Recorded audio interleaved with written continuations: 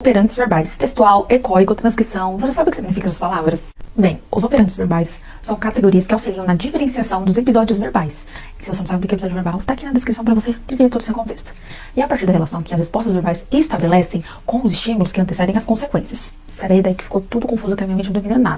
Eu vou te falar agora cada um dos operantes verbais e vou dar um exemplo para cada um, porque assim vai ficar extremamente claro para você. Ecoico. O operante verbal ecoico é a resposta vocal que está sob o controle antecedente de um estímulo auditivo e tem correspondência de ponto a ponto.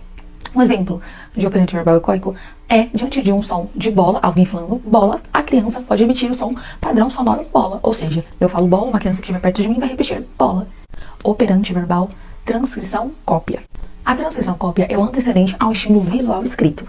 Um exemplo é um aluno que está na escola e vê a palavra casa escrita na lousa. E ele vai lá em seu caderno e escreve casa também. Operante verbal transcrição ditado. É o antecedente de um estímulo vocal falado. Um exemplo disso é um pai que fala a palavra maçã para a filha e a filha repete a palavra maçã. Operante verbal textual. O operante verbal textual é a resposta verbal manifesta ou encoberta e está sob o controle antecedente de um texto. Um exemplo desse operante verbal textual é, diante da palavra escrita ou impressa bola, a criança fala bola e o pai diz parabéns para essa criança. Então é um contexto que está um pai e uma criança. Ele fala a palavra bola ou escreve a palavra bola e a criança vai lá e repete ou escreve isso e o pai reforça ela com parabéns. Operante verbal mando.